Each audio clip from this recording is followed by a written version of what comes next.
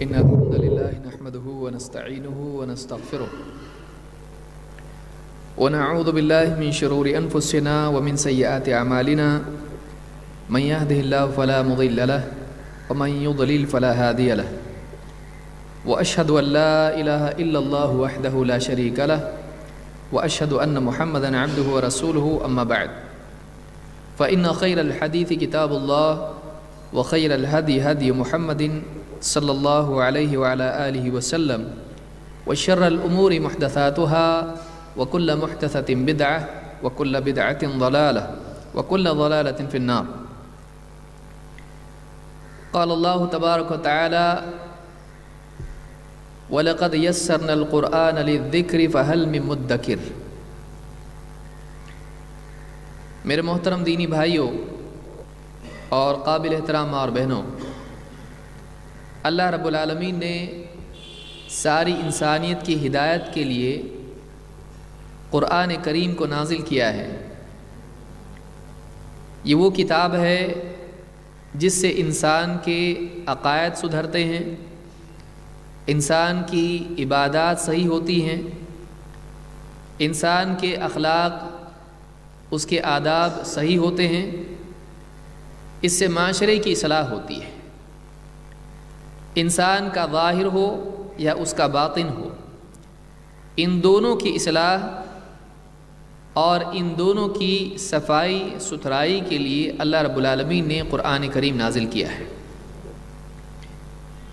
اس کتاب میں انسان کی کامیابی کے لیے بنیادی اصول دیے گئے ہیں، اور اللہ رب العالمین نے کچھ باتیں اجمالی طور پر اور کچھ باتیں تفصیلی طور پر انسان کی اصلاح کے لیے بیان کی ہیں۔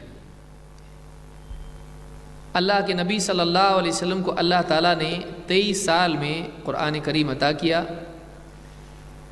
23 سال کے عرصے میں تھوڑا تھوڑا کر کے قرآن کی مختلف آیتیں، مختلف اقتباسات اللہ تعالیٰ نے نازل کیے، کبھی کچھ آیتیں، کبھی کچھ صورتیں، پوری صورت۔ اس اعتبار سے قرآن کریم ایک مکمل کتاب ہے جو انسانی زندگی کے تمام گوشوں کو روشن کرتی ہے اور انسان کی سوچ اور اس کے قول اور اس کے عمل تینوں کی اصلاح کرتی ہے۔ قرآن کریم میں جہاں سے بھی آپ کسی بھی صفحے سے پڑھنا شروع کریں آپ کو ہدایت ملے گی، اس لیے کہ اللہ تعالیٰ نے فرمایا ذَلِكَ الْكِتَابُ لَا رَيْبَ فِيهِ هُدًى لِّلْمُتَّقِينَ۔ یہ کتاب، اس میں کوئی شک نہیں، یہ ہدایت ہے متقین کے لیے۔ برائی سے بچنے کے جذبے کے ساتھ جب ایک انسان قرآن کریم کا مطالعہ کرتا ہے، اپنے آپ کو گندگی سے دور رکھنے کے لیے، برائیوں سے اپنے آپ کو بچانے کے لیے جب ایک انسان قرآن کریم کا مطالعہ کرتا ہے تو یہ قرآن اس کو رہبری دیتا ہے اور اس کی سوچ اور اس کے عمل کو صاف کرتا ہے، پاک کرتا ہے، اس کو سدھارتا سنوارتا ہے۔ لہٰذا انسان میں قرآن سے استفادہ کے لیے تقوی کا مزاج ہونا چاہیے۔ تقوی کیا ہے؟ بچنا، برائی کے نقصان کے ڈر سے بچنے کا مزاج جب انسان میں پیدا ہو جاتا ہے تو پھر رہبری نفع دیتی ہے۔ لیکن اگر ایک انسان میں کسی چیز کے برے انجام کا خوف نہ ہو تو وہ اس سے بچنے کی بھی فکر نہیں کرتا ہے، اور جب اس سے بچنے کی فکر نہیں کرتا ہے تو نصیحت اس کو فائدہ نہیں دیتی ہے۔ لہٰذا قرآن سے استفادہ کے لیے سب سے پہلی چیز یہ ہے کہ ایک انسان میں تقوی ہو، یعنی برائی کا احساس ہو اور برائی سے بچنے کا مزاج ہو، ہلاکت سے بچنے کا اس کو احساس ہو، اس کی چاہت ہو، اس کی تمنا ہو۔ لہٰذا قرآن کریم ایک ایسی کتاب ہے جو ساری انسانیت کے لیے ہدایت ہے، لیکن قرآن کریم سے واقعی فائدہ اٹھانے کے لیے ضروری ہے کہ ایک انسان میں برائیوں سے بچنے کا مزاج ہو، وہ اندر سے چاہتا ہو کہ میں برائیوں سے بچنا چاہتا ہوں۔ اگر اندر سے یہ چاہت نہ ہو تو قرآن کی رہبری انسان کو نفع نہیں دیتی ہے۔ اللہ تعالیٰ قرآن کریم میں فرماتا ہے وَيَهْدِي إِلَيْهِ مَنْ أَنَابَ، اللہ تعالیٰ اس کو ہدایت دیتا ہے جو اللہ کی طرف رجوع کرتا ہے۔ انسان کے اندر اگر چاہت ہوتی ہے تو اللہ کی طرف سے آنے والی ہدایت اس کو واقعی نفع دیتی ہے۔ بہرحال قرآن کریم میں اللہ تعالیٰ نے مختلف مقامات پر بہت ساری آیتیں نازل کی ہیں، جس میں ایک ساتھ کئی احکام بیان کیے ہیں۔ قرآن میں واقعات ہیں، مثالیں ہیں، قرآن میں عقائد ہیں، احکام ہیں، قرآن میں بہت ساری باتیں ہیں، آخرت کے احوال ہیں، یعنی خبریں ہیں، ماضی کے واقعات ہیں۔ لیکن قرآن میں بعض مقامات ایسے ہیں کہ بہت ہی جامع انداز میں، مختصر سے الفاظ میں بہت ساری باتیں ایک ساتھ بیان کی گئی ہیں، اور کئی احکام کو یکجا کر کے بیان کیا گیا ہے، کئی احکام کو ایک ساتھ بیان کیا گیا ہے۔ انہی میں سے ایک مقام سورہ الانعام کی آیت نمبر 151 سے لے کے 153 تک ہے۔ ان آیتوں میں اللہ تعالیٰ نے 10 باتیں بیان کی ہیں، اور علماء ان 10 باتوں کو الوصایا العشرہ کہتے ہیں، 10 وصیتیں۔ اس کو وصیت کیوں کہا گیا؟ اس لیے کہ بار بار اللہ تعالیٰ نے ان آیتوں میں کہا ذالکم وصاکم بہ، یہ اللہ کی تمہارے لیے وصیت ہے۔ ہر بولی ہوئی بات وصیت نہیں ہوتی ہے، لیکن جس بات کو بہت ہی تاکید کے ساتھ کہا جائے، جتا کے کہا جائے کہ اس کا خاص اہتمام کرو، اس کو خاص طور سے یاد رکھو، اس پر جمو، بہت ہی تاکید سے کوئی بات کہی جاتی ہے، اس کو وصیت کہتے ہیں۔ اسی لیے جب کوئی آدمی سفر میں جاتا ہے اس کو وصیت کی جاتی ہے، اور جب کوئی آدمی خود سفر میں جاتا ہے گھر والوں کو وصیت کر کے جاتا ہے، جیسے اولاد سے کہتا ہے کہ میرے بعد میں سفر میں جا رہا ہوں، آپس میں جھگڑا مت کرنا، ماں کی بات ماننا، وقت پر کھانا، وقت پر، وغیرہ وغیرہ مختلف وصیتیں انسان کرتا ہے۔ اسی طرح سے جب دنیا سے جاتا ہے انسان تو اپنی اولاد، بیوی، بچے جو بھی ہوتے ہیں رشتہ دار، ان کو وصیت کر کے جاتا ہے، کیونکہ وصیت میں تاکید ہوتی، خاص طور سے اس کا اہتمام کرو۔ تو یہاں پر بات کی اہمیت اس وقت بڑھ جاتی ہے جب کوئی بات وصیت کے طور پر کہی جائے۔ اللہ تعالیٰ کی ساری باتیں اہم ہیں، کوئی بات غیر اہم نہیں ہے، لیکن جب اللہ تعالیٰ کسی بات کو بہت تاکید کے ساتھ کہے تو اس کی اہمیت باقی باتوں سے اور بھی زیادہ بڑھ جاتی ہے۔ ہر بات اہم ہے، لیکن کچھ باتیں بہت زیادہ اہم ہوتی ہیں جب ان کو تاکید کے ساتھ کہا جاتا ہے۔ اسی لیے ان آیتوں میں اللہ تعالیٰ نے وصیت کے طور پر بعض باتیں بیان کی ہیں، اور علماء نے ان کو گن کے بتایا کہ یہ 10 باتیں ہیں۔ تو ایک ایک کر کے ہم ان باتوں کو سمجھنے کی کوشش کریں گے، تاکہ قرآن کی ان جامع تعلیمات کو اگر ہم واقعی اپنی زندگی میں شامل کر لیں تو ہم صراط مستقیم پر ہیں۔ اس لیے کہ آخر میں اللہ تعالیٰ نے یہی بتلایا ہے وَأَنَّ هَذَا صِرَاطِي مُسْتَقِيمًا فَاتَّبِعُوهُ، یہ میری سیدھی راہ ہے۔ تو ان آیتوں میں اور ان احکام پر اگر آدمی واقعی عمل کر لے تو یہ اس کے لیے اخلاقی بنیاد فراہم کرتی ہے کہ ایک انسان اچھا انسان بنے۔ اس کے لیے بنیادی باتیں کیا ہیں جس کا اس کو اہتمام کرنا چاہیے۔ اسی طرح سے معاشرے کی اصلاح کرنے والے، سماج کی اصلاح کرنے والے، سماج کے اندر برائیاں بہت ساری ہوتی ہیں، بعض برائیوں پر سماج میں لوگوں کو احساس ان کا بہت زیادہ ہوتا ہے، بعض برائیوں پر دھیان بہت زیادہ ہوتا ہے، لیکن بعض برائیاں ایسی ہیں جو سماج میں پنپتی رہتی ہیں لیکن لوگوں کو ان کا احساس نہیں ہوتا ہے۔ تو کن کن چیزوں پر سماج کی، معاشرے کی اصلاح کرنے والوں کو دھیان دینا چاہیے، اور خاص طور سے وہ جو معاشرہ تھا جو اللہ کے نبی صلی اللہ علیہ وسلم کا تھا، اس معاشرے میں کیا برائیاں تھیں جن کی طرف اللہ تعالیٰ نے اشارہ کیا اور صراحتاً بیان کیا ہے کہ یہ برائیاں ہیں، ان سے تم کو بچنا چاہیے۔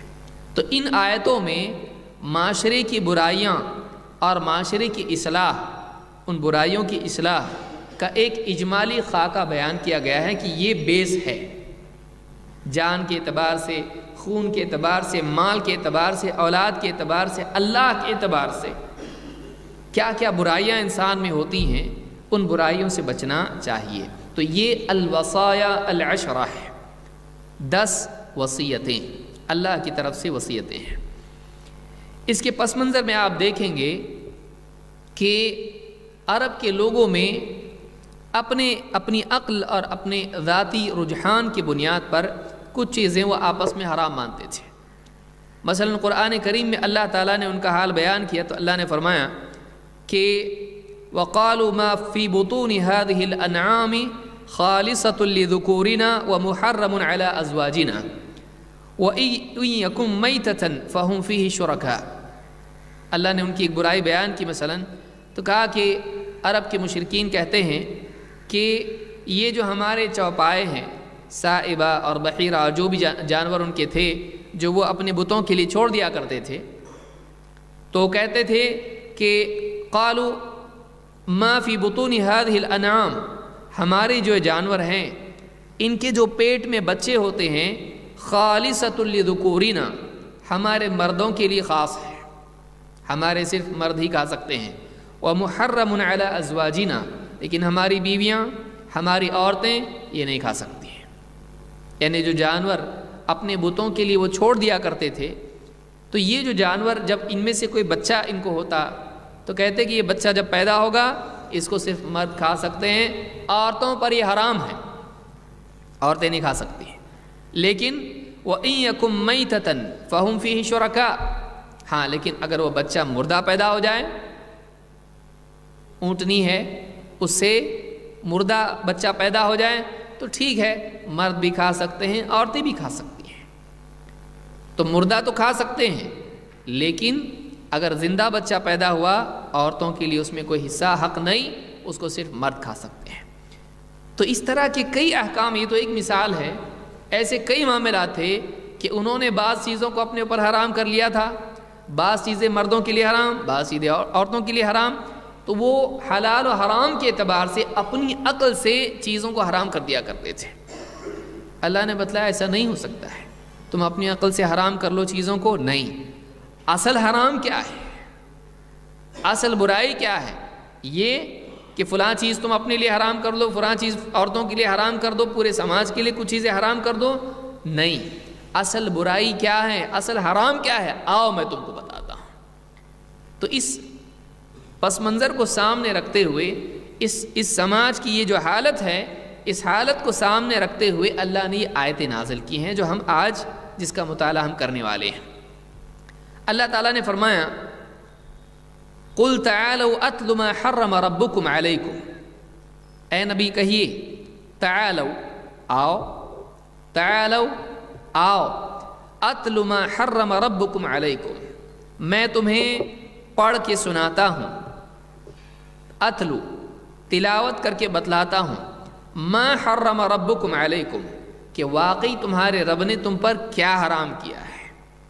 حرام وہ نہیں ہے جو تم خود اپنے طور پر حرام کر لو، حرام وہ نہیں ہے جسے تم ناپسند کرو تو حرام کر لو، حرام تم اپنے طور پر کسی چیز کو نہیں کر سکتے۔ حرام کرنے کا، منع کرنے کا حق اللہ کو ہے۔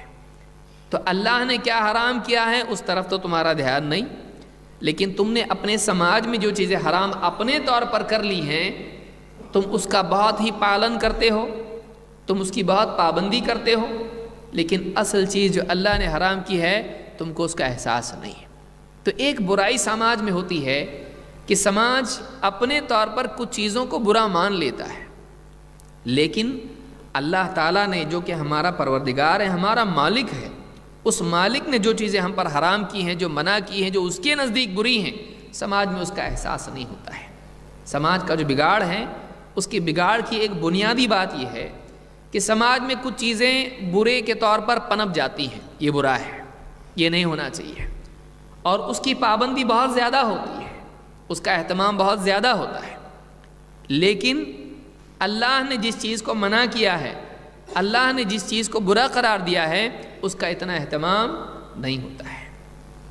جیسے مثال کے طور پر آپ دیکھیں، سماج کے اندر عورت، بیوی شوہر کا نام نہیں لے سکتی، اگر شوہر کا نام لے لے تو معلوم نہیں کیا معلوم طلاق ہو جائے یا کچھ آسمان پھٹ پڑے اس کے اوپر کہ بہت بڑی بے ادبی ہوگی ہے، لیکن باقی بدتمیزیاں عورت شوہر سے کر سکتی ہے، باقی اللہ کے معاملے میں بہت کچھ کر سکتی ہے، لیکن یہ کہ کہ وہ شوہر کا نام نہیں لے سکتی. آج ہمارے معاشرے میں ایسا ہے.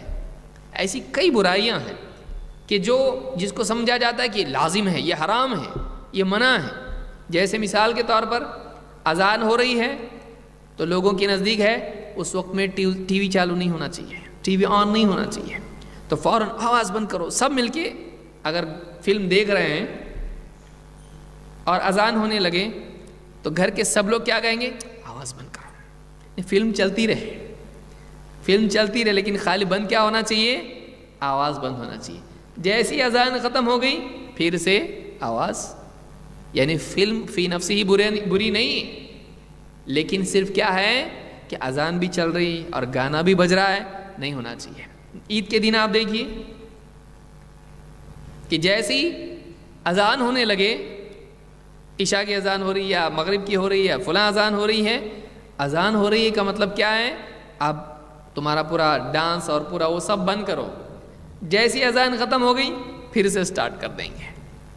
تو لوگ کچھ چیزوں کو اپنے طور پر حرام کر لیتے ہیں، لیکن اس سے بڑھ کے کچھ اور چیزیں ہوتی ہیں ان کا احساس نہیں ہوتا ہے. یا کچھ چیزوں کو تھوڑی دیر کے لیے حرام کر لیتے ہیں اور باقی اوقات میں اس کو اپنے لیے حلال کر لیتے ہیں. مسجد میں ہے، مثال کے طور پر مسجد میں بیٹھا ہے، بھائی گالی نہیں دے سکتے، بری بات نہیں کر سکتے. مسجد سے باہر کوئی مسئلہ نہیں، بلکہ بعض اوقات آدمی کہتا ہے ابھی مسجد میں اگر باہر ہوتا تو بتاتا تجھ کو، یعنی باہر وہ حلال ہے اس کے لیے. تو رمضان ہے، رمضان میں حرام لیکن رمضان کے علاوہ حلال. روزے میں حرام، روزے کے علاوہ حلال. روزے میں آدمی جو ہے بہت سارے لوگ داڑھی نہیں کاٹ سکتے، روزے کے اندر گالی نہیں دے سکتے ہیں، رمضان کے مہینے میں برائی نہیں کر سکتے. رمضان ہو گیا پھر سے شروع.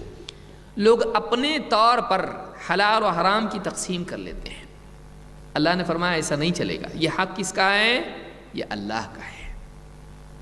تم اپنے طور پر کسی چیز کو برا بنا لو، حالانکہ اس کے مقابلے میں زیادہ بری اور سنگین چیز ہے. تمہاری زندگی میں تم کو احساس نہیں، تم کو یہ دیکھنا چاہیے کہ واقعی اللہ نے کیا منع کیا ہے. اسی لیے کہا اے نبی کہو، قل آپ کہیے، تعالوا آؤ، اتل ما حرم ربکم علیکم، میں تم کو پڑھ کے سناتا ہوں. یہاں پر یہ کیوں آیا؟ اتل ما حرم ربکم علیکم، میں تم کو پڑھ کے سناتا ہوں. یعنی معلوم ہی ہوا کہ میں خود بھی تم پر کسی چیز کو حرام نہیں کر سکتا. یہاں پر آپ غور کریں، اس آیت میں یہ بتلایا جا رہا ہے کہ تمہارے رب نے تم پر کیا حرام کیا ہے، میں تم کو پڑھ کے سناتا ہوں. اس آیت میں یہ بات اس طرف اشارہ ہے کہ حرام کرنے کا حق کس کو ہے؟ اللہ کو ہے. اور نبی کا کام کیا ہے؟ پڑھ کے سنانا کہ اللہ نے کیا حرام کیا ہے. دوسری چیز، حرام کرنے کا اختیار کس کو ہے؟ رب کو ہے. جو رب نہیں وہ حرام بھی نہیں کر سکتا کسی چیز کو. شریعت میں کوئی شریعت دے ہی نہیں سکتا ہے، دینا کس کا کام ہے؟ رب کا ہے. اسی لیے قرآن کریم میں دوسرے مقام پر آپ دیکھیں گے اللہ نے فرمایا اتخذوا احبارهم ورهبانهم اربابا من دون اللہ.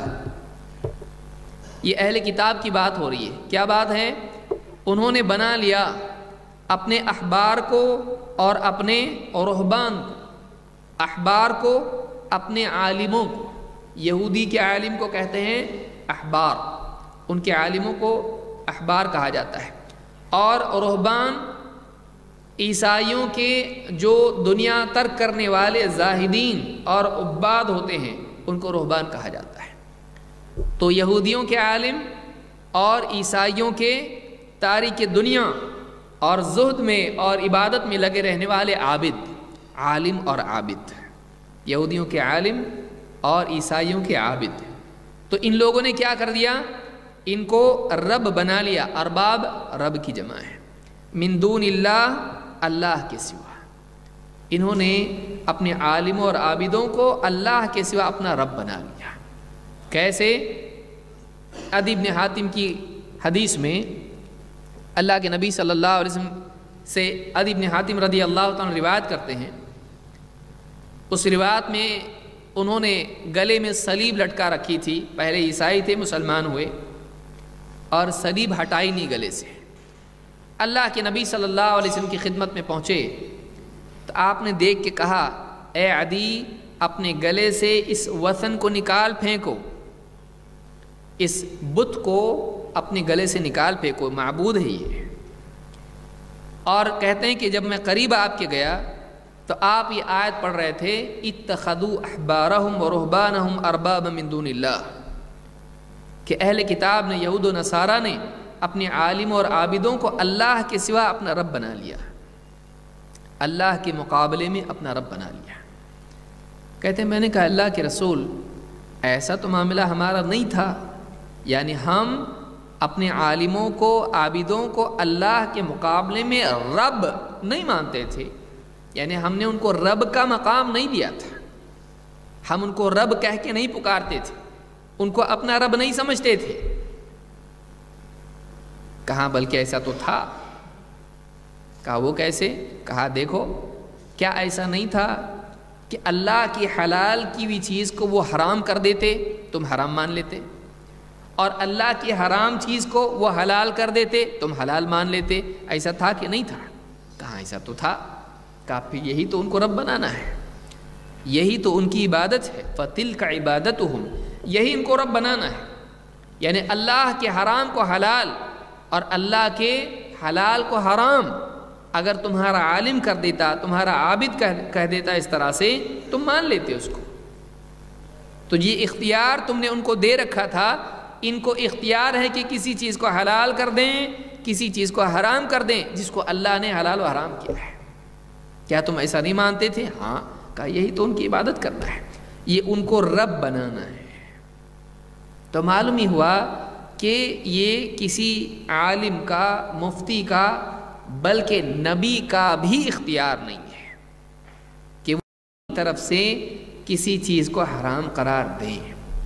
اسی لیے اس آیت کو آپ دیکھیں گے تو اس میں آپ کو بہت ہی صفائی کے ساتھ یہ بات ملے گی۔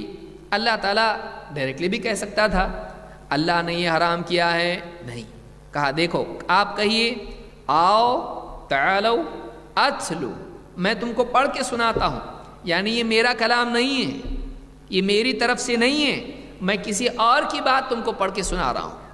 اور کس کی بات؟ ما حرم ربکم علیکم، میں اپنے رب کا کلام، تمہارے رب کا، یہاں بتلایا تمہارا رب ہے کہ تم بھی تو اس کو رب مانتے ہو، تو اختیار رب کو ہے کہ کسی چیز کو حرام کرے۔ یہ پہلا نقطہ اس سے ہم نے سیکھا جو ایک مقدمے کے طور پر ہے کہ سماج میں کسی انسان کو یہ اختیار نہیں ہے کہ اپنے طور پر کسی چیز کو حرام قرار دے، یہ اختیار صرف اور صرف رب کا ہے، جو رب نہیں وہ حرام نہیں کر سکتا ہے۔ کیا محمد صلی اللہ علیہ وسلم رب ہیں؟ نہیں، تو آپ بھی حرام نہیں کر سکتے۔ اسی لیے آپ دیکھیں اللہ تعالیٰ نے امت کا معاملہ تو چھوڑیے، آپ کی ذاتی زندگی کو دیکھیے۔ آپ صلی اللہ علیہ وسلم نے اپنے لیے طے کیا کہ میں شہد نہیں کھاؤں گا، ہمیشہ کے لیے شہد نہیں کھاؤں گا میں۔ اللہ تعالیٰ نے قرآن میں آیت نازل کی، اللہ نے فرمایا یا ایھا النبی لما تحرم ما احل اللہ لک، اے نبی آپ لما تحرم، کیوں آپ حرام کر رہے ہیں، کیسے آپ حرام کر رہے ہیں، ما احل اللہ لک، جو اللہ نے آپ کے لیے حلال کیا ہے۔ اب دیکھیے دو باتیں معلوم ہوئی، ایک تو یہ معلوم ہوا تھا کہ حرام کرنے والا کون ہے، تمہارا رب۔ اس آیت سے بات معلوم ہوئی ما احل اللہ لک، اللہ نے جو آپ کے لیے حلال کیا ہے۔ تو باتیں دو معلوم ہوئی، ایک ہے حلال اور دوسرا ہے حرام۔ کسی چیز کو حلال کرنے کا اختیار بھی کس کو ہے؟ اللہ کو۔ ما احل اللہ لک، کس کے لیے حلال کیا اللہ نے؟ نبی کے لیے۔ شہد حلال کیا ہے، کھا سکتے ہیں، اور حرام نبی نے اپنے لیے کیا۔ میں نہیں کھاؤں گا، آج کے بعد بند، آج کے بعد کبھی نہیں کھاؤں گا۔ اللہ نے کہا آپ اپنے لیے، آپ یعنی آپ دیکھیے دو چیزیں ہیں، ایک ہے شخصیت اور معاملہ ذات، خصوص ہے اس میں، یعنی یہ نہیں کہ پوری امت کے لیے حرام کر رہے ہیں۔ تو شخصیت دیکھیے کون ہے؟ نبی، رسول، سب سے بڑی شخصیت بندوں میں، لیکن وہ شخصیت بھی حرام نہیں کر سکتی ہے جس کے پیچھے دوسروں نے چلنا ہے، جس کی بات دوسروں نے ماننی ہے، لیکن اس شخصیت کے بارے میں کہا گیا آپ بھی یہ نہیں کر سکتے۔ دو، اپنی ذات کے لیے بھی نہیں کر سکتے، یہ بھی نہیں کہ آپ نے سارے مسلمانوں کے لیے، ساری انسانیت کے لیے نہیں، سارے مسلمانوں کے لیے نہیں، صرف مدینہ والوں کے لیے نہیں، اپنے لیے حرام کیا ہے، میں نہیں کھاؤں گا، پرسنل معاملہ ہے، یہ عمومی معاملہ بھی نہیں ہے، لیکن اللہ تعالیٰ نے تنبیہ کے طور پر کہا اے نبی آپ، اور یہاں پر لقب بھی بتایا جا رہا ہے، نبی کی بات ہو رہی بھائی، اے نبی، یہاں یہ بھی نہیں کہ کوئی غلط فہمی میرے یہ نبی کے بارے میں نہیں، یہ انسان کے بارے میں ہے، یا ایھا الانسان، نہیں کہا اے نبی آپ لم تحرم، آپ کیسے حرام کر رہے ہیں؟ انداز جو ہے آپ کے لیے جو اللہ نے حلال کیا ہے آپ اس کو اپنے لیے کیسے حرام کر سکتے ہیں؟ آپ نہیں کر سکتے ہیں۔ تو آپ سوچئے کہ ان آیتوں سے کئی باتیں ہم نے سیکھی ہیں، اس بنیادی پہلی آیت سے ہم نے کئی باتیں سیکھی۔ نمبر ایک کہ حلال و حرام کا اختیار صرف اور صرف اللہ کو ہے، اللہ کے سوا کوئی نہیں کر سکتا ہے، کوئی مفتی، کوئی عالم، سماج کا بڑا، ماں باپ، اپنے لیے، سماج کے لیے نہیں، حلال اور حرام کا اختیار صرف اور صرف رب کے لیے ہے، اور اگر یہ اختیار کوئی اپنے ہاتھ میں لیتا ہے تو گویا کہ اس نے اپنے آپ کو رب بنا لیا، اور اگر کوئی آدمی کسی کو یہ اختیار دیتا ہے تو جیسے آپ نے آیت سنی تھی اتخذوا احبارهم ورهبانهم اربابا من دون اللہ، اس نے وہ اختیار اس کو دیا، یعنی اس کو اپنا رب بنا لیا۔ لہٰذا کوئی آدمی کسی عالم سے جب مسئلہ پوچھتا ہے تو اس کا مقصود یہ نہیں ہوتا ہے کہ آپ میرے لیے حلال کرو، آپ میرے لیے حرام کرو۔ وہ آدمی اس عالم سے جب پوچھتا ہے تو مقصد یہ ہوتا ہے کہ اگر شریعت میں میرے لیے حلال ہے تو بتلائیے، اگر شریعت میں میرے لیے حرام ہے تو آپ بتلائیں۔ تو عالم ناقل ہوتا ہے، شریعت کو نقل کرنے والا ہوتا ہے، وہ شریعت ساز نہیں ہوتا ہے، وہ شارع نہیں ہوتا ہے۔ شارع کا مطلب ہوتا ہے شریعت بنانے والا، شریعت دینے والا۔ عالم، مفتی، حتیٰ کہ نبی اور رسول بھی شریعت بتانے والے ہوتے ہیں، شریعت بنانے والے نہیں ہوتے ہیں۔ ایک نقطے کا تو فرق ہے، لیکن بات کتنی بدل جاتی ہے آپ دیکھیے۔ شریعت بنانا یہ کس کا کام ہے؟ اللہ کا۔ اب خالی ایک نقطہ بڑھا دیا اس میں تو کیا ہو گیا؟ وہ بتانا، یہ کام کس کا ہے؟ نبی اور رسول کا۔ اللہ کا کام شریعت بنانا ہے، کسی چیز کو لوگوں کے لیے شریعت بنانا، یہ کرو یہ مت کرو، یہ اللہ کا کام ہے، نبی کا نہیں۔ اور رسول کا کام، نبی کا کام شریعت بتانا۔ یا ایھا الرسول بلغ ما انزل الیک من ربک، اے رسول آپ پہنچا دیجئے جو آپ کے رب نے آپ کی طرف نازل کیا ہے۔ تو اس پہلی آیت میں اللہ نے بنیادی طور پر، دیکھیے کتنی بڑی بات ہے، قرآن میں اعجاز ہے اور قرآن کے اندر بہت بلاغت ہے،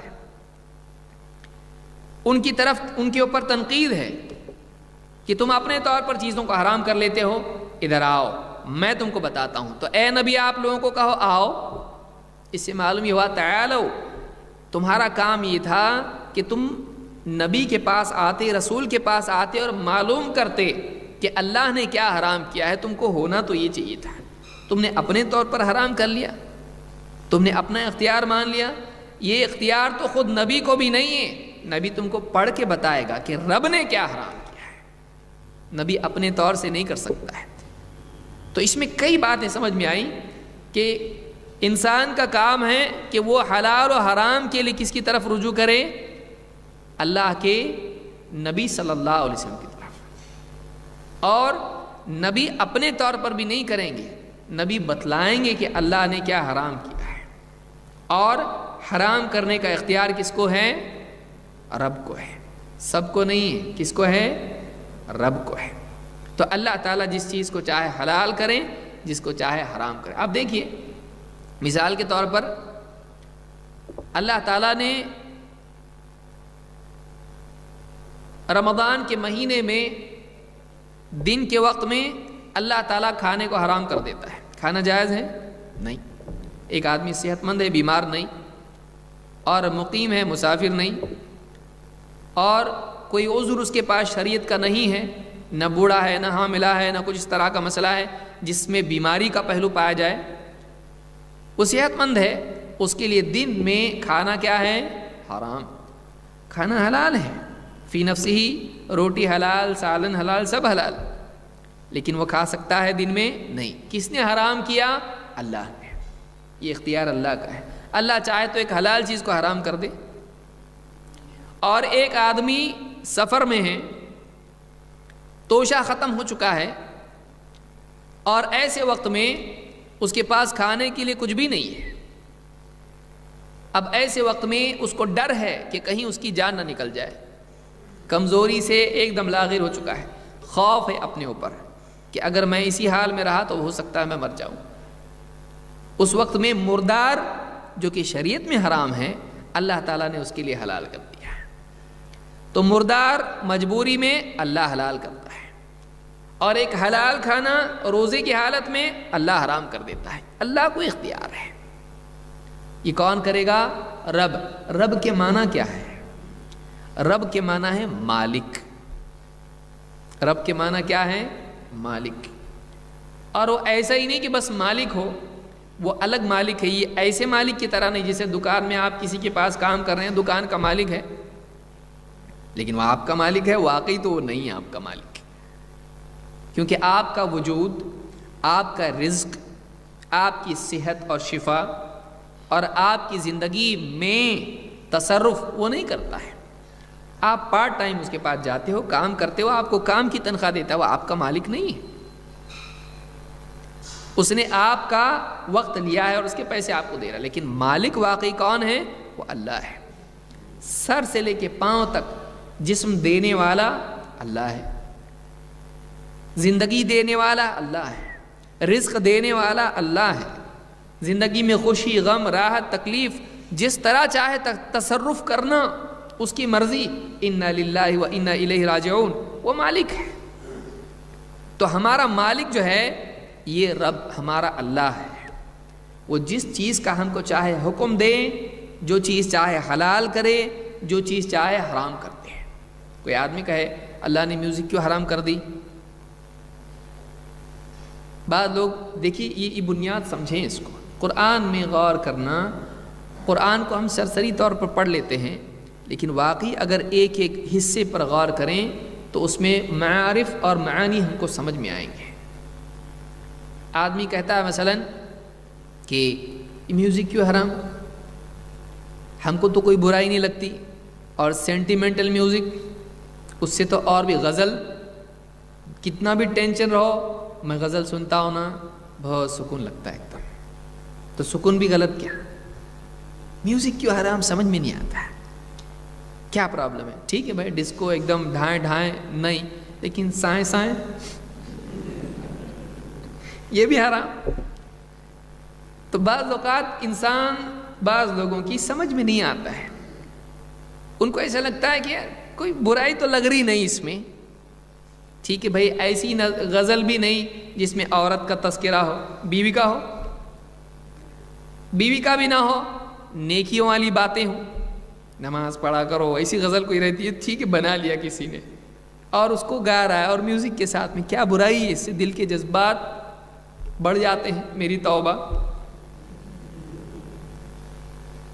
ایک صاحب بولنے لگے، وہ سنتا نا رونا آتا میرے کو۔ اچھا، واقعی رونا آنا چاہیے کہ میں کیا کر رہا ہوں؟ میری توبہ گا کے بجا کے اس سے بھی توبہ کرنی پڑے گی۔ یعنی آپ سوچیے، گناہ کے ساتھ توبہ کی مثال اگر دیکھنی ہے تو میری توبہ دیکھو آپ، کہ گا کے بجا کے اور توبہ کا گانا گا رہا، تو وہ خود غلط ہے، اور توبہ انسان کی جہالت دیکھیے، توبہ بھی کرتا تو گناہ کے ساتھ، یعنی گناہ کے اندر ملبوس توبہ، کیا کہیں گے اس کو؟ وہ ایسی جیسے کوئی آدمی، اللہ رحم فرمائے، ایک آدمی کسی چیز کو دھونے کے لیے پیشاب سے دھو سکتا ہے، وہ خود ایک نجاست ہے، گندگی کو صاف کرنے کے لیے ایسا پانی جس میں خود ناپاکی ہو، آپ اس سے پاک کر سکتے؟ بولے پانی لو، یہ لو پانی پیشاب دھونے کے لیے، ہاں لیکن اس میں بھی پیشاب گرا ہوا ہے، تو آپ اس سے دھو سکتے ہیں؟ صاف ہوگا وہ؟ نہیں، کیونکہ وہ پانی خود نجس ہے۔ تو بعض اوقات ایک آدمی بھلائی بھی کرتا ہے، برائی سے مکس اس کے اندر برائی ہوتی ہے اور وہ خود برائی ہوتی ہے، اللہ ہم سب کی حفاظت فرمائے۔ تو بعض اوقات سمجھ میں آتا میوزک حرام کیوں، نیک میوزک کیوں حرام؟ ایک ہی جواب اس کا ہے، اللہ نے منع کر دیا، اللہ تعالیٰ نے حرام کر دیا، وہ مالک ہے ہمارا، وہ مالک ہے، وہ منع کر سکتا ہے، لاکھ بھلائی دکھائی دے اس میں، لاکھ فائدہ اس میں دکھائی دے، کیونکہ ہر چیز میں عقل سے برائی کی وجہ تلاش کرنا بندے کا کام نہیں ہے۔ بھائی کوئی برائی نہیں، مان لو میوزک میں، فرض کر لو اس میں کوئی برائی نہیں ہے، اس میں برائی، لیکن مان لو کوئی برائی نہیں اس کے اندر، بہت فائدے اس کے اندر ہے، بیمار کو سنا ہے تو صحت مند ہوتا میوزک تھراپی، اور اس سے غم دور ہوتا اور ایک دم اچھا لگتا اور ٹینشن دور ہوتا، ٹھیک ہے، لیکن اللہ نے منع کیا کا مطلب ختم، تو بندہ ہے، وہ تیرا کون ہے؟ رب ہے۔ تو اس آیت میں یہ حصہ ہم کو بتلا رہا ہے کہ تیرا رب حرام کرتا ہے، کیوں؟ وہ تیرا مالک ہے۔ بھائی ہمارا دنیا میں کوئی کمپنی کا مالک ہے، وہ اگر کمپنی کا مالک کہتا ہے فلاں روم میں فلاں لوگ ہی جائیں گے، فلاں لوگ نہیں جائیں گے، اس میٹنگ میں وہ لوگ آئیں گے باقی لوگ نہیں آئیں گے، جاتے؟ بولے ہم انسان نہیں کیا، ہم بھی کمپنی میں ہے، ہم کیوں نہیں آ سکتے؟ نہیں بھائی، یہ فلاں لوگوں کی ہی میٹنگ ہے، اس میں وہی لوگ آئیں گے، باقی ورکر لوگ نہیں آ سکتے، اس میں صرف مینجمنٹ کے لوگ آ سکتے، کیوں؟ کمپنی کا مالک ہے، یہ کر سکتے یہ نہیں کر سکتے، وہ مالک ہے۔ دنیا میں سمجھ میں آتا ہے، زندگی میں سمجھ میں کیوں نہیں آتا ہے کہ ایک عام آدمی اگر اس میٹنگ میں آ جائے کیا ہوگا؟ کوئی چھت گر جائے گی، دیواریں ڈھہ جائیں گی، اس کی کچھ نہیں ہوگا، وہ آ کے بیٹھے تو کچھ ہونے والا نہیں، اس نے منع کیا نہیں آنے کا، ختم، کیوں؟ مالک ہے، اس میں برا کیا ہے؟ کچھ برا نہیں، ہم نے بولے نہیں آنے کا۔ تو مالک کو اختیار ہوتا ہے کہ کسی بھی چیز سے منع کر دے، اگر یہ بات آپ مان لیں تو جھگڑا ختم ہو جائے گا۔ ان لوگوں کا جو اپنی عقل دوڑا کے معلوم کرنے کی کوشش کرتے ہیں کہ اسلام میں یہ منع ہے تو کیوں منع ہے، اس میں کیا برا ہے، اس میں برا ہے اگر معلوم ہے تو ٹھیک، نہیں بھی اگر معلوم ہے تو آدمی کو ایک بات معلوم ہونا چاہیے، اللہ نے منع کر دیا، بس اللہ نے منع کر دیا، آدمی کا دل ایک دم ٹھنڈا ہو جاتا ہے، ٹینشن ختم ہو جاتا ہے اور سکون اس کو ملتا ہے، اللہ کو اختیار ہے، منع کر دیا، بس ختم۔ جیسے مثال کے طور پر ایک آدمی پوچھے کہ سونا حرام ہے کہ حلال، تو آپ اس کا کوئی ایک جواب دے سکتے نہیں، آپ بولیں گے حلال بھی ہے حرام بھی ہے، کیوں؟ کیسا؟ ہاں، مرد کے لیے حرام پہننا، خریدنا نہیں، نہیں خریدا تو عورتوں کے پاس کہاں سے آئے گا، خریدنا حرام نہیں، پہننا مرد کے لیے کیا ہے؟ سونا حرام ہے، عورت کے لیے حلال ہے۔ تو آدمی سوچے گا اگر سونا حرام برا ہوتا تو عورتوں کے لیے کیسا؟ سمجھ میں آئی بات؟ کہ اگر سونا پہننا برا ہے، کوئی آدمی کسی کو جواب دے دے بھائی سونا کیوں نہیں پہن سکتے، اس میں نقصانات ہیں، سائنٹیفک اس میں یہ ہے، پہنے نا تو ایسا ہوتا ویسا ہوتا، دماغ چلائیں گے، وہ بھول جاتا، پھر اس کو بولیں گے پھر عورتوں کے لیے، عورتیں تو پہن سکتی ہیں، تو پھر عورتیں پہنیں گی تو یہ نقصان ان کو بھی ہوگا، تو آج بولتا ہے یہاں سائنس فیل ہو رہا ہے۔ اللہ کو اختیار ہے کسی چیز کا کسی کو حکم دے کے اس کو منع کر دے، اور اللہ کو اختیار ہے کسی کو اجازت دے دے۔ صدقے کا مال عام غربا کے فقراء کے لیے حلال ہے، لیکن سید کے لیے یعنی نبی صلی اللہ علیہ وسلم کے اہل بیت کے لیے حرام ہے۔ کیوں؟ کیا سائنٹیفک اس میں ہے؟ وہ بھی کھانا، وہ بھی پیسہ، وہ بھی سب کچھ ہے، دوسرے کے لیے کیوں حلال اور ان کے لیے حرام؟ اللہ نے حرام کر دیا، ختم۔ ایسی کئی چیزیں ہیں کہ جو اس میں کوئی وجہ آدمی تلاش کرنے کی کوشش کرے مل سکتی ہے، لیکن خامخواہ پریشان ہوگا، اپنا دماغ نہیں چلائے اس میں۔ ایک جواب یاد رکھے، اللہ مالک ہے، وہ کسی بھی چیز سے کسی کو بھی منع کر سکتا ہے۔ اللہ مالک ہے۔ رب کے معنی عربی زبان میں مالک کے ہوتے ہیں، رب کے معنی عربی زبان میں مالک کے ہوتے ہیں، وہ ہمارا مالک ہے۔ تو اللہ نے کیا فرمایا؟ قُلْ تَعَالَوْا أَتْلُ مَا حَرَّمَ رَبُّكُمْ عَلَيْكُمْ، اے نبی کہیے، 10 باتیں ابھی شروع نہیں ہوئی ہیں، یہ مقدمہ ہے، یہ بنیاد ہے، اور یہ سمجھنا ضروری ہے کہ حلال و حرام کے بارے میں اللہ کا قاعدہ کیا ہے۔ کہا کہ آؤ، کیا میں تمہیں پڑھ کے سناتا ہوں کہ تمہارے رب نے تم پر کیا حرام کیا ہے، علیکم، تم پر۔ تو رب نے جو حرام کیا ہے، آؤ میں تم کو بتلاتا ہوں۔ اور اللہ نے پھر ایک ایک باتیں بیان کی، میں پہلے ترجمہ بتاتا ہوں، پھر ایک ایک چیز کو ہم سمجھنے کی کوشش کریں گے۔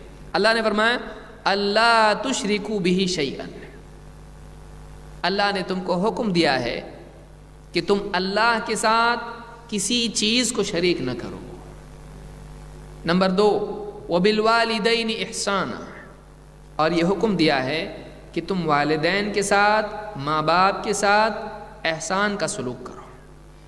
ولا تقتلوا اولادکم من املاق، اور تنگ دستی کے، غریبی کے، فقر کے ڈر سے اپنی اولاد کو قتل نہ کر ڈالو۔ نحن نرزقکم وإیاہم، تم کو بھی اور ان کو بھی ہم رزق دیتے ہیں، پالنے والے تم نہیں ہو۔ مارو مت اپنی اولاد کو، ختم مت کرو اپنی اولاد کو، تم کو بھی اور ان کو بھی ہم رزق دیتے ہیں۔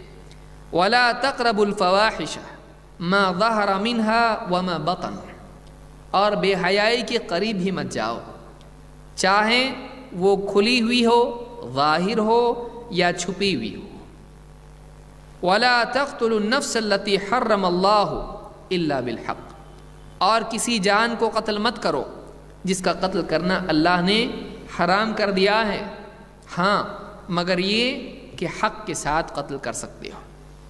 ذالکم وصاکم بہ لعلکم تعقلون، یہ تم کو اللہ وصیت کر رہا ہے تاکہ تم غور کرو، عقل سے کام لو، سوچو، سمجھنے کی کوشش کرو۔ پھر کہا ولا تقربوا مال الیتیم، یتیم کے مال کے قریب بھی مت جاؤ، الا باللتی ہی احسن، ہاں مگر اس طریقے سے جس میں بھلائی ہو، اس یتیم کی بھلائی ہو، اس مال کی بھلائی ہو۔ حتی یبلغ اشدہ، کب تک؟ جب تک کہ وہ اپنی پختہ عمر کو نہ پہنچ جائے، جب پہنچ گیا اس کا مال دے دیا۔ وَأَوْفُوا الْكَيْلَ وَالْمِيزَانَ بِالْقِسْطِ، اور کیل کو، ناپ کو، اور میزان کو، جو ترازو ہوتا ہے، دونوں کو عدل و انصاف کے ساتھ پورا کرو، یعنی حقدار کو اس کو پورا حق دو، ناپ تول کو پورا بھرپور دو۔ لا نکلف نفسا الا وسعها، ہاں ہم کسی پر وہ بوجھ نہیں ڈالتے جو اس کی طاقت سے زیادہ ہو۔ وَإِذَا قُلْتُمْ فَعْدِلُوا، اور جب تم بات کرو کسی کے جھگڑے میں یا کسی معاملے میں تو عدل کی بات کرو۔ وَإِذَا قُلْتُمْ فَعْدِلُوا، چاہے وَلَوْ كَانَ ذَا قُرْبَى، چاہے معاملہ، میٹر، مسئلہ، جھگڑا، فیصلہ، چاہے معاملہ اپنے اقربا کا کیوں نہ ہو، قریبی رشتہ دار کیوں نہ ہو، عدل کی بات کرو۔ وَبِعَهْدِ اللَّهِ أَوْفُوا، اور اللہ سے جو تم نے عہد لیا ہے، اللہ سے جو عہد کیا ہے اس کو پورا کرو، اللہ سے کیے ہوئے وعدے کو پورا کرو۔ ذالکم وصاکم بہ لعلکم تذکرون، یہ تمہارے لیے اللہ کی وصیت ہے تاکہ تم نصیحت لو۔ وَأَنَّ هَذَا صِرَاطِي مُسْتَقِيمًا، اور یہ میری سیدھی راہ ہے، فَاتَّبِعُوهُ، تو تم اسی راہ پر چلتے رہو، وَلَا تَتَّبِعُوا السُّبُلَ، اور اس کے علاوہ دوسری راہوں میں مت چلو، فَتَفَرَّقَ بِكُمْ عَنْ سَبِيلِهِ، وہ تمہیں اللہ کی راہ سے بھٹکا دیں گے، اللہ کی راہ سے دور کر دیں گے۔ ذَلِكُمْ وَصَّاكُمْ بِهِ لَعَلَّكُمْ تَتَّقُونَ، یہ اللہ کی تمہارے لیے وصیت ہے، یہ اللہ تم کو وصیت کر رہا ہے تاکہ تم بچنے والے بن جاؤ۔ 3 بار اللہ نے کیا کہا؟ ذَلِكُمْ وَصَّاكُمْ بِهِ، ذَلِكُمْ وَصَّاكُمْ بِهِ، ذَلِكُمْ وَصَّاكُمْ بِهِ، یہ اللہ کی تمہارے لیے وصیت ہے۔ تو 3 مرتبہ اللہ نے یہاں پر وصیت کی ہے اور کہا کہ یہ اللہ کی وصیت تمہارے لیے ہے۔ تو ہر جو ہے معاملے میں اللہ نے وصیت کی ہے، اسی لیے ان تمام باتوں کو الوصایا العشرہ کہتے ہیں، 10 وصیتیں اللہ نے جتا کے 10 باتیں کہی ہیں، اور اگر یہ برائیاں ان سے سماج پاک ہو جائے تو سماج بہترین سماج بن سکتا ہے۔ آئیے ایک ایک کر کے ہم ان چیزوں کو دیکھتے ہیں۔ سب سے پہلی بات اللہ نے کہی کیا ہے؟ شرک۔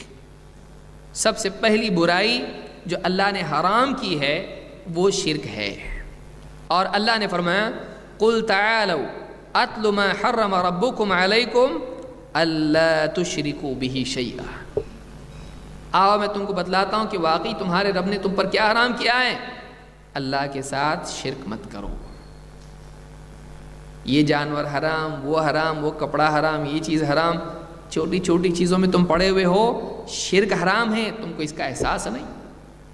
اللہ کے گھر کو بتوں سے بھر دیا، 360 بت تھے کعبہ میں اور کعبہ کے اطراف 360، یعنی اگر ایک بت کو ڈیلی اگر آپ ایوریج رکھیں سال ہو جائے گا، 1 سال کے بعد اس کا نمبر آئے گا۔ 360 بت بھرے ہوئے تھے پورے کعبہ میں۔ اللہ کے نبی صلی اللہ علیہ وسلم نے فتح مکہ کے وقت میں سب سے کعبہ کو پاک کر دیا، سارے بت ہٹا دیے وہاں سے، ساری تصویریں وہاں سے نکال دی، سارے پتھر اور نصب اور انصاب سب نکال دیے وہاں سے۔ تو ان کی زندگی میں شرک بھرا ہوا تھا، اور چھوٹی چھوٹی چیزوں میں یہ حرام یہ حرام یہ حرام کرتے تھے۔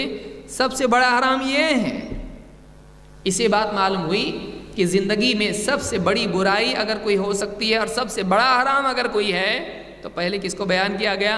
شرک۔ لوگ بہت ساری چیزوں سے بچتے ہیں، زندگی میں برائیوں سے انسان بچتا ہے، لیکن وہ برائی جو سب سے بڑی برائی ہے جس سے انسان کو بچنا چاہیے وہ کیا ہے؟ شرک ہے۔ اللہ کی ذات میں، اس کی صفات میں، اس کی عبادت میں شریک کرنا، اس کی ذات میں شریک کرنا، اس کے اولاد ماننا، اس کی بیوی ماننا،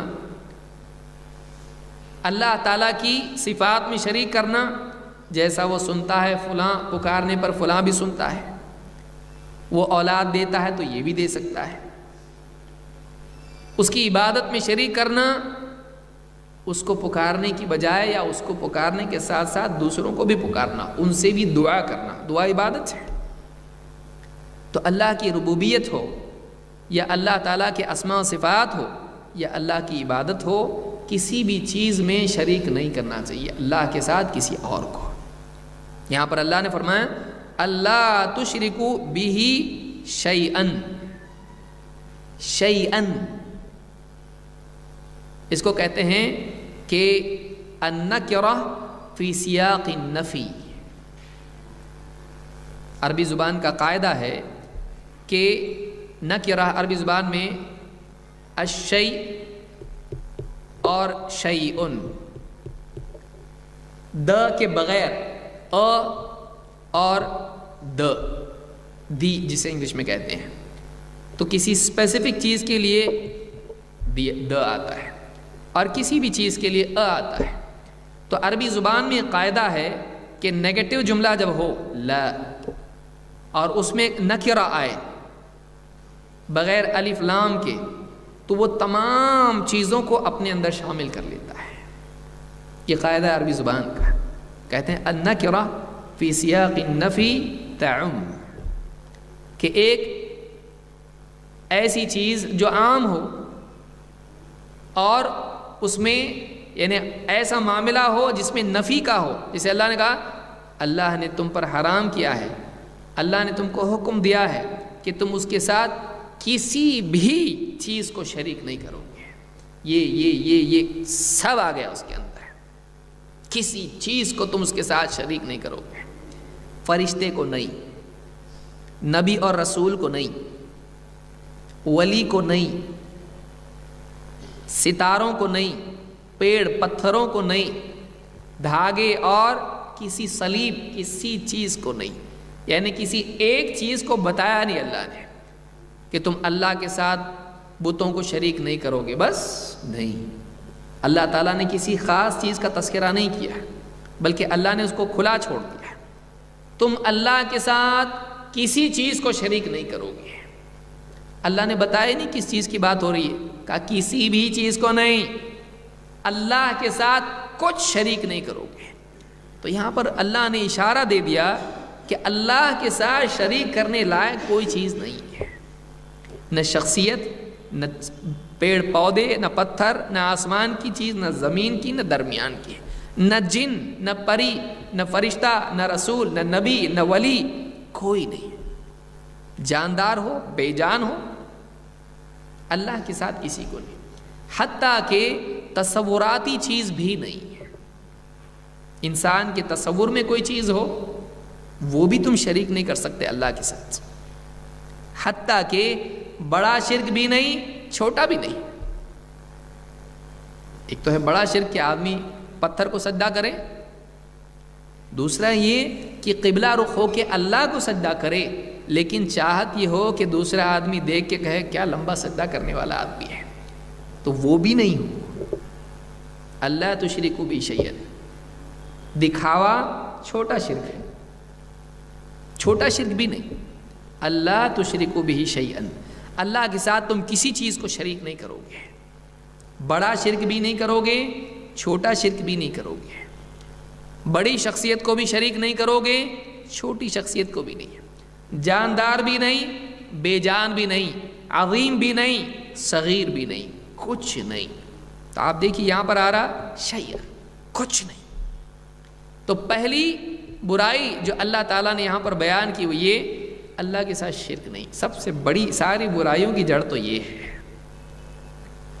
اب دیکھیے اس برائی کی سنگینی کا معاملہ یہ ہے کہ اللہ تعالیٰ نے ہر دور میں نبی اور رسول بھیجے، سب کی دعوت کا بنیادی نقطہ شرک کو مٹانا تھا۔ جیسے قرآن میں اللہ نے فرمایا وَلَقَدْ بَعَثْنَا فِي كُلِّ أُمَّةٍ رَسُولًا، کس دعوت کے ساتھ؟ أَنِ اعْبُدُوا اللَّهَ وَاجْتَنِبُوا الطَّاغُوتَ۔ وَلَقَدْ بَعَثْنَا فِي كُلِّ أُمَّةٍ رَسُولًا، ہم نے بھیجا فی کل امہ، ہر امت میں، ہر امت میں کس کو بھیجا؟ رسول کو بھیجا، کس دعوت کے ساتھ؟ ان اعبدوا اللہ، ان اعبدوا اللہ واجتنبوا الطاغوت، اللہ کی عبادت کرو بس نہیں، واجتنبوا الطاغوت، اور طاغوت سے بھی بچو، اللہ کے سوا جن کی عبادت ہوتی ہے ان کی عبادت سے بچو۔ والذین اجتنبوا الطاغوت ان یعبدوها وانابوا الی اللہ لهم البشری، جو لوگ طاغوت کی عبادت سے بچتے رہے اور اللہ ہی کی طرف مڑے پلٹے عبادت کے طور پر، لهم البشری، خوشخبری انہی کے لیے ہے۔ خوشخبری کس کے لیے ہے؟ جو طاغوت کی عبادت سے بچے اور اللہ کی طرف رجوع کیا، ان کے لیے خوشخبری ہے۔ سارے نبیوں کی دعوت ان اعبدوا اللہ واجتنبوا الطاغوت، اللہ کی عبادت کرو اور طاغوت سے بچو۔ دیکھیے ایک حصہ نہیں تھا ان کی دعوت کا، یہ نہیں کہا ہم نے ہر امت میں رسول بھیجا اس پیغام کے ساتھ کہ اللہ کی عبادت کرو، ختم۔ یہ آدھا ہوا، آدھا ہے یہ، اور آدھا اس کا ہے جس کے جوڑے بغیر بات پوری نہیں ہوتی ہے۔ اللہ کی عبادت کرو اور اللہ کے علاوہ جن کو پوجا جاتا ہے ان کی بچو، یہ ضروری ہے۔ ورنہ اللہ کی عبادت کرو، دوسرے کی بھی کرو، تیسرے کی بھی کرو، چوتھے کی بھی کرو، لات اور عزا اور اس کی، تو اللہ کی بھی کر رہے ہیں، نہیں، اللہ کی تو کرو، اللہ کے سوا کسی اور کی نہیں۔ تو یہاں پر اللہ نے یہی انداز اختیار کیا۔ اللہ نے کیا کہا؟ اللہ تشرکو بہ شیئا، اللہ کی تو تم کرتے ہو عبادت، لیکن اس کے ساتھ شرک والی عبادت نہیں چاہیے، شرک سے بچو۔ تو ایک انسان وہ ہے جو سرے سے اللہ کی عبادت نہیں کرتا، دوسرا انسان وہ ہے جو اللہ کی عبادت کرتا ہے اور بتوں کی بھی عبادت کرتا ہے، یہ دونوں بھی غلط ہے۔ تیسرا آدمی ہے جو اللہ کی عبادت کرتا ہے اور اس کے ساتھ شریک نہیں کرتا ہے، یہ آدمی کامیاب ہونے والا ہے۔ اسی لیے اللہ تعالیٰ نے کیا فرمایا؟ وَالَّذِينَ اجْتَنَبُوا الطَّاغُوتَ أَن يَعْبُدُوهَا، جو لوگ طاغوت کی عبادت کرنے سے بچے، نمبر 1، وَأَنَابُوا إِلَى اللَّهِ، اور اللہ کی طرف رجوع کیا، نمبر 2، لَهُمُ الْبُشْرَى، خوشخبری ان کے لیے ہے۔ اسی لیے آپ کلمہ جو پڑھتے ہیں کیسا پڑھتے ہیں؟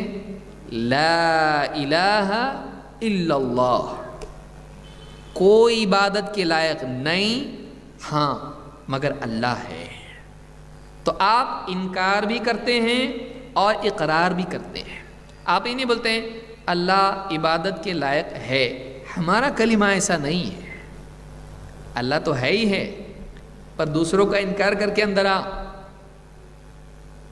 دوسروں کا انکار کرنا ضروری ہے، خالی اللہ کا اقرار فائدہ نہیں دے گا جب تک کہ دوسروں کا انکار نہیں کرتا، یعنی دوسرے کوئی بھی نہیں ہے جو عبادت کے لائق ہو، لیکن اللہ عبادت کے لائق ہے، صرف اللہ عبادت کے لائق ہے۔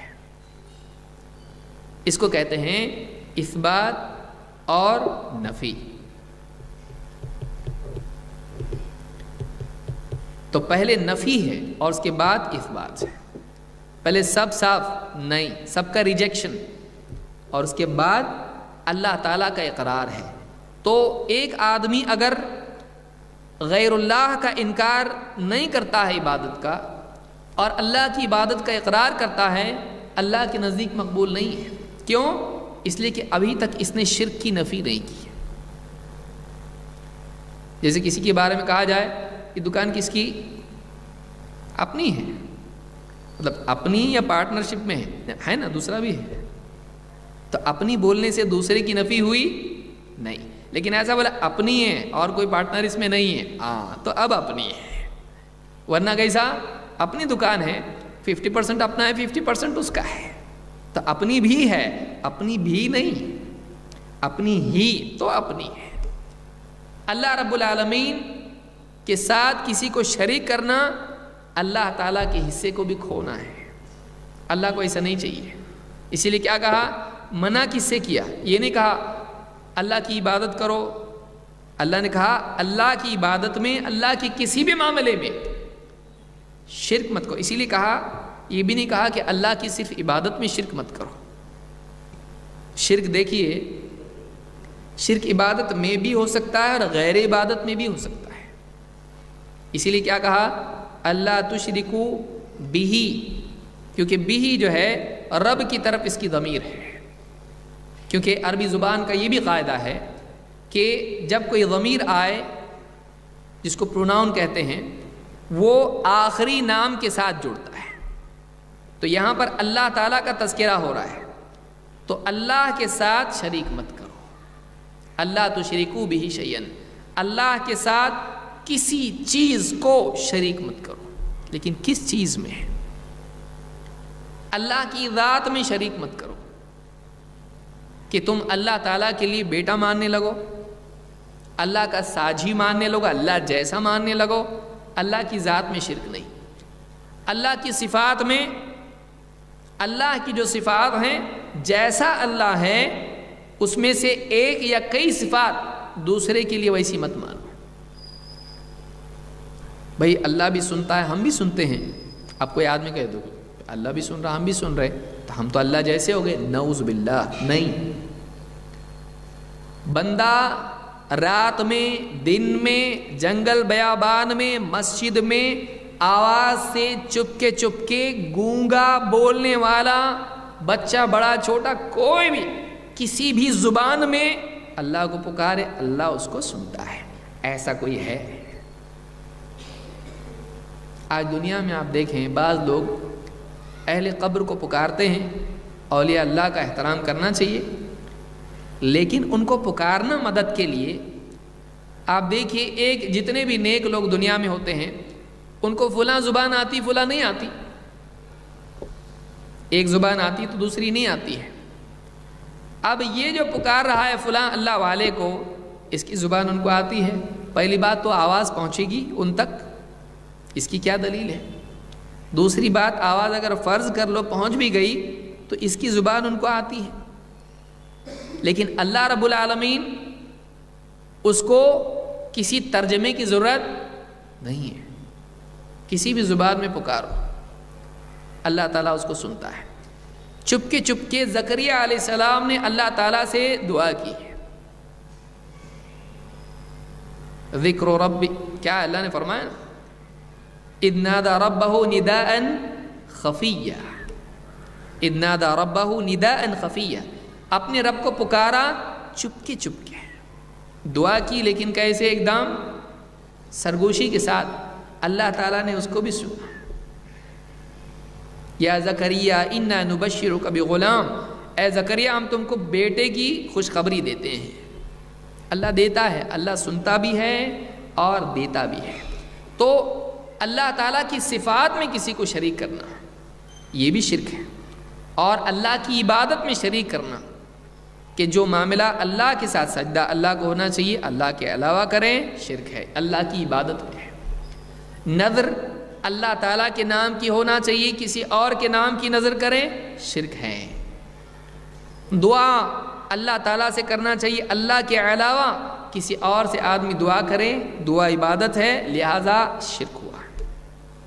تو اللہ کی ذات میں، اس کی صفات میں، اس کی عبادت میں، ان تینوں چیزوں میں شرک نہیں ہونا چاہیے۔ اللہ کی ربوبیت میں، اس کی الوہیت میں، اس کے اسماء و صفات میں کسی میں شرک نہیں ہونا چاہیے۔ تو یہاں پر اللہ نے فرمایا اللہ تشرکوا بہ شیئا، یہ نہیں کہا اس کی عبادت میں شرک مت کرو، وہ بھی شرک ہے، لیکن یہاں پر اتنا عام رکھا اس کو کہ عبادت، اسماء و صفات اور ربوبیت تینوں آ جائے، کسی معاملے میں شرک مت کرو، نہ اللہ کے سوا کسی کو رب مانو، نہ اللہ جیسا کسی کو مانو، نہ اللہ کی عبادت میں شریک کس کو مانو، سارے معاملات اللہ کے لیے خاص کر دو، توحید کا اہتمام کرو۔ اسی لیے کہا اللہ تشرکوا بہ شیئا، کیوں؟ اس لیے کہ شرک ظلم عظیم ہے، عبادت اللہ کا حق ہے، اور وہ حق اللہ کو نہ دینا ظلم ہے، قاعدے سے وہ ظلم ہے۔ ظلم کی تعریف کیا ہے؟ جس کا حق اس کو بنتا ہے دینا چاہیے وہ نہیں دینا، یہ ظلم ہے۔ انصاف اور عدل کیا ہے؟ جس کا جتنا حق ہے اس کو اتنا دیا جائے۔ تو عبادت اللہ ہی کا حق ہے، کیوں؟ اس لیے کہ معبود ایک ہی ہے۔ معبود کتنے ہیں؟ حقیقی معبود کتنے ہیں؟ ایک ہی ہے۔ تو پھر اب عبادت اس کی بجائے کسی اور کو دے تو کیا ہو گیا؟ اس کا حق اس کو نہیں گیا۔ آپ سادہ الفاظ میں آپ کہیں کہ ایک آدمی نے آپ کو 1,00,000 روپے قرضہ دیا، آپ نے 90,000 اس کو لوٹا دیے اور 10,000 غریبوں میں تقسیم کر دیے، وہ راضی ہوگا؟ آپ کو حق نہیں ہے، میری مرضی، میں 10 نہیں، میں 90 دوں گا غریبوں کو، میں دوں گا۔ آپ کو میں نے 1,00,000 دیا، آپ کا کام ہے 1,00,000 مجھ کو واپس دو، آپ کو یہ حق نہیں ہے۔ لہذا اگر ایک آدمی کچھ حق دیتا ہے اور کچھ نہیں دیتا ہے تب بھی یہ ظلم ہوتا ہے۔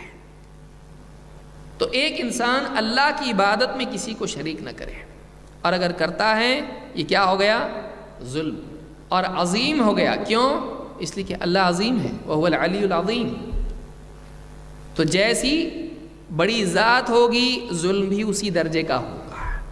بندے کے معاملے میں بندہ چھوٹا ہے، ظلم بھی چھوٹا ہے، لیکن اللہ کا معاملہ ہے، اس میں ظلم کیا تو ظلم کیسا ہو گیا؟ اور بھیانک ہو گیا، عظیم ہو گیا، سنگین ہو گیا، اتنا بڑا ظلم ہو گیا کہ تو نے عام کسی بھی اس کے معاملے میں ظلم نہیں کیا ہے، تو نے اللہ کے بارے میں ظلم کیا ہے۔ جیسے ایک آدمی ایک عام انسان اولاد کو گالی دیا، کسی نے اولاد کو گالی دی، بھائی اولاد کو گالی دینا کیا ہے؟ جائز ہے؟ حرام ہے۔ گالی دینا برا ہے، لیکن ماں باپ کو گالی دیا تو اس کی سنگینی اور بڑھ گئی۔ اس لیے جتنے اوپر جائے گا اتنی سنگینی، اس کا بھیانک پن بڑھ جائے گا۔ تو ظلم، چونٹی پہ ظلم کیا تو بھی ظلم ہے، اور اللہ کے معاملے میں ظلم کیا تو اتنا بڑا ظلم ہے وہ۔ تو سب سے بڑا ظلم اگر سماج میں کوئی ہے تو وہ کیا ہے؟ شرک ہے۔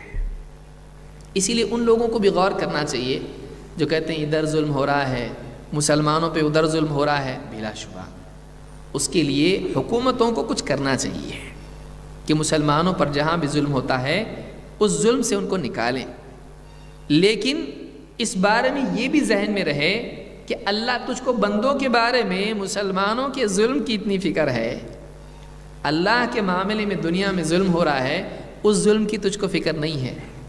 اور اگر اس ظلم سے نکالنے کے لیے، اس ظلم کو سماج سے ختم کرنے کے لیے اگر کوئی آدمی قدم اٹھاتا ہے تو وہ تو توحید کی دعوت دیتا ہے، ہم سماج سیوا کر رہے ہیں، ہم ظلم سے انسانیت کو نکال رہے ہیں، اور یہ کون سا کام کر رہے ہیں؟ یہ عقیدے کا کام کر رہے ہیں، توحید کا کام کر رہے ہیں۔ وہ چھوٹا ہو گیا، یعنی بڑے ظلم کا معاملہ چھوٹا ہو گیا۔ لہذا سماج کو اگر پاک کرنا ہے، سب سے اہم کام وہ ہے جس کو نبیوں اور رسولوں نے مقدم رکھا۔ عرب میں بھی کئی ظلم تھے، لیکن پرائیورٹی کس کو دی گئی؟ ہم یہ نہیں بول رہے ہیں بھائی ظلم، اگر انسان کسی پہ ظلم ہے تو نہیں اس کو توحید کی دعوت دو، اس کو ظلم کی بات مت کرو، نہیں، وہ تو بولیں آپ کریں وہ، لیکن پرائیورٹی کیا ہے؟ اہمیت سب سے زیادہ کیا ہے؟ اولویات کہتے ہیں، کیا ہے سب سے زیادہ اہمیت؟ کیا دیں گے آپ؟ توحید کی دعوت، شرک سے سماج کو نکالنا۔ لہٰذا پہلی چیز کہا، اللہ نے حضرت لقمان کا قول ذکر کیا اور کہا وَإِذْ قَالَ لُقْمَانُ لِابْنِهِ، اور جب لقمان نے اپنے بیٹے سے کہا وَهُوَ يَعِظُهُ، جبکہ وہ اپنے بیٹے کو واعظ کر رہے تھے، تنبیہ کر رہے تھے، نصیحت کر رہے تھے۔ ایک باپ کا کام ہے کہ وہ اپنی اولاد کو کیا کریں؟ نصیحت کریں، باپ کی ذمہ داری ہے۔ اب ظاہر بات ہے، واعظ اگر اولاد کو باپ کرتا ہے تو باپ کو بھی معلوم ہونا چاہیے صحیح کیا ہے اور غلط کیا ہے۔ جسے حدیث میں کیا ہے کہ 7 سال کا بچہ ہو جائے نماز کی تاکید کرو، اور 10 سال کا ہونے پر بھی نماز نہ پڑھے سزا دو۔ باپ کی ذمہ داری ہے، دین کے معاملات باپ کی ذمہ داری۔ تو انہوں نے اپنے بیٹے کو نصیحت کی لقمان نے، اور کیا کہا؟ یا بنی، اے میرے بیٹے، لا تشرک باللہ، اللہ کے ساتھ شرک مت کر، اللہ کے ساتھ شرک مت کرنا۔ کیوں؟ ان الشرک لظلم عظیم، یقیناً شرک ظلم عظیم ہے، بہت بڑا ظلم ہے، ظلم بہت بڑا ظلم ہے، معمولی ظلم نہیں ہے، بہت بڑا ظلم ہے۔ اس لیے اللہ کے ساتھ شرک مت کرنا۔ حالانکہ ان کا بیٹا شرک کرتا تھا ایسا نہیں، لیکن یہ تنبیہ ہمیشہ ہونا چاہیے سماج میں۔ ابراہیم علیہ السلام نے اپنے بارے میں کیا کہا؟ اللہ تعالیٰ سے دعا کرتے ہوئے کیا کہا؟ وَجُنُبْنِي وَبَنِيَّ أَن نَعْبُدَ الْأَصْنَامَ، اے اللہ مجھے اور میری اولاد کو اس چیز سے بچا کہ کہیں ہم بتوں کی عبادت نہ کرنے لگے۔ کیا ابراہیم علیہ السلام بتوں کی عبادت کرتے تھے؟ نہیں، لیکن انسان کو اس چیز کی سنگینی کا احساس ہونا چاہیے۔ آج ہم یہ سمجھتے ہیں ہمارا عقیدہ صحیح ہے، نہیں، شرک کہاں سے آئے گا معلوم نہیں ہے۔ آدمی دیکھیے گھر میں بیٹھا ہے اور بارش کے دن ہے، اور اگست کا سیزن چل رہا ہے، اگست سپٹمبر، اس میں کیا رہتا ہے؟ ڈینگو، یہ خاص ٹائم ہے اس کا۔ کوئی اگر کھڑکی کھول دے پیچھے سے مچھر آتے ہو تو کیوں کھولا؟ بند، دروازہ بند، سب بند رکھتا ہے، کیوں؟ کہیں سے مچھر نہ آ جائے۔ دروازے بھی بند، کھڑکیاں بھی بند، کوئی کھڑکی کھلی نہیں رہنا چاہیے رات میں، دیکھو کیوں؟ مچھر آئے گا، کاٹے گا، پلیٹلیٹ کم ہو جائیں گے، ڈینگو ہو جائے گا۔ کتنا ڈر ہے ڈینگو کا۔ لیکن شرک کے لیے ہماری کھڑکیاں ساری ہم نے بند کی ہیں۔ یہ ڈر ہے بھائی، دیکھو کہیں کچھ کھڑکی کھلی تو نہیں ہے، کیوں؟ بولے مچھر وہاں سے آتے ہیں، بول نہیں سکتے، مچھر آگے کاٹ بھی سکتے ہیں۔ تو آدمی مچھروں سے بچنے کے لیے کھڑکیاں ساری بند کرتا ہے۔ یہ جو شرک کے مچھر آ کے کاٹیں گے، اس کے لیے ساری کھڑکیاں تو نے بند کی ہیں نہیں، کیوں؟ اس لیے کہ وہ ڈر نہیں ہے تجھ کو، ارے کچھ نہیں ہوتا، کچھ نہیں ہوتا، شیطان کہاں سے آ کے پھنسائے گا معلوم نہیں۔ ابراہیم علیہ السلام جیسا انسان جس کی توحید کی خود اللہ گواہی دے، حنیف تھے، وَلَمْ يَكُ مِنَ الْمُشْرِكِينَ، اللہ تعالیٰ جتا کے بتا رہا ہے وہ مشرکین میں سے نہیں تھے، ان کا کلیریفیکیشن اللہ دے رہا ہے، ان کی وضاحت اللہ کر رہا ہے، وہ مشرکین میں سے نہیں تھے۔ کیوں؟ ابراہیم علیہ السلام کے دین پہ مشرکین اپنے آپ کو مان رہے ہیں، تم شرک پہ ہو، وہ شرک پہ نہیں تھے۔ ان ابراہیم علیہ السلام کا حال کیا ہے؟ وہ اللہ تعالیٰ سے کہہ رہے ہیں وَجْنُبْنِي وَبَنِيَّ أَن نَعْبُدَ الْأَصْنَامَ، اے اللہ مجھے اور میری اولاد کو اس بات سے بچا کہ کہیں ہم بتوں کی عبادت نہ کریں۔ یہ ڈر ہونا چاہیے۔ تو سماج کی برائی وہاں سے شروع ہوتی ہے جہاں سے شرک سماج میں آتا ہے۔ اور ابھی الیکشن کا دور ہے، ہمارے جتنے بھی سنتری، منتری، جنتری، کارپوریٹر یہ ہوتے ہیں، ووٹ کے لیے بعض اوقات آدمی شرکیات تک کو برداشت کر لیتا ہے۔ بہت ہی بچنے کی چیز ہے، انسان کو بچنا چاہیے۔ کچرے کے ڈبے میں گیا وہ سیٹ، ہم اللہ کے ساتھ شرک نہیں کریں گے، کیوں؟ جنت کی سیٹ نہیں ملے گی، جنت میں بیٹھنے کی جگہ نہیں ملے گی۔ لہٰذا ایک انسان کو چاہیے کہ وہ شرک سے بچے، شرک سے بچنا ضروری ہے۔ اللہ تعالیٰ فرماتا ہے ان اللہ لا یغفر ان یشرک بہ، اللہ تعالیٰ اس بات کی ہرگز مغفرت نہیں کرے گا کہ اس کے ساتھ شریک کیا جائے۔ وَيَغْفِرُ مَا دُونَ ذَلِكَ لِمَن يَشَاءُ، اور شرک سے کمتر جس گناہ کی چاہے گا، جس کے لیے چاہے گا مغفرت کر دے گا۔ لِمَن يَشَاءُ، اللہ کی مرضی، اللہ کی مشیت۔ لیکن کیا؟ مَا دُونَ ذَلِكَ، شرک سے کمتر گناہ۔ شرک سے کمتر کا مطلب کفر معاف ہوگا ایسا نہیں، کیونکہ کفر کمتر نہیں ہے، شرک کے برابر میں ہے، نفاق برابر میں ہے۔ وہ ایسی کیٹیگری ہے جس میں مغفرت نہیں۔ ہاں اس سے چھوٹی کیٹیگری ہو، چوری، زنا اور جھوٹ اور بہت ساری چیزیں ہیں، اللہ چاہے گا اس کو معاف کرے گا، اللہ کی مرضی، اللہ کی چاہت، لمن یشاء، سب کو معاف کرے گا ایسا بھی نہیں، اللہ جس کو چاہے گا معاف کرے گا۔ وَمَن يُشْرِكْ بِاللَّهِ، اور یاد رکھو جو اللہ کے ساتھ شرک کرے فَقَدِ افْتَرَىٰ إِثْمًا عَظِيمًا، اس نے بہت بڑا جھوٹ گھڑا، اس نے بہت بڑا اثمًا عظیما، اس نے بہت بڑے گناہ کو اپنی طرف سے ایجاد کیا۔ کیوں؟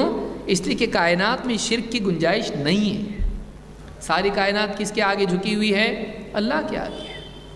ساری کائنات اللہ کی بات مانتی ہے، اور یہ اللہ کے علاوہ کسی اور کے آگے اپنے آپ کو جھکا رہا ہے، تو اس نے افطرا کا مطلب گھڑنا، اثمًا عظیما، بہت بڑا گناہ اس نے اپنی طرف سے گھڑ لیا۔ یہ چیز تھی نہیں، اس نے اپنی عقل سے بنا لی۔ لہٰذا اللہ تعالیٰ نے اس بات کا اعلان کر دیا ہے کہ شرک کی مغفرت نہیں، شرک کی مغفرت نہیں ہے۔ تو یہ پہلی چیز تھی جس میں الأخیر میں ایک آیت پڑھ کے میں اپنی بات کو ختم کروں گا، آگے ہم بڑھیں گے اگلے درس میں۔ اللہ نے فرمایا وَلَقَدْ أُوحِيَ إِلَيْكَ، اے نبی ہم نے آپ کی طرف یہ وحی بھیجی ہے، وَإِلَى الَّذِينَ مِن قَبْلِكَ، اور ان کی طرف بھی جو آپ سے پہلے تھے نبی اور رسول، لَإِنْ أَشْرَكْتَ، اگر تم نے شرک کیا، اگر تو نے شرک کیا، لَيَحْبَطَنَّ عَمَلُكَ، تیرا عمل برباد کر دیا جائے گا، وَلَتَكُونَنَّ مِنَ الْخَاسِرِينَ، اور تو یقیناً خسارہ گھاٹا اٹھانے والوں میں سے ہو جائے گا۔ دیکھیے ہم نے کس کی طرف وحی کی؟ نبیوں کی طرف۔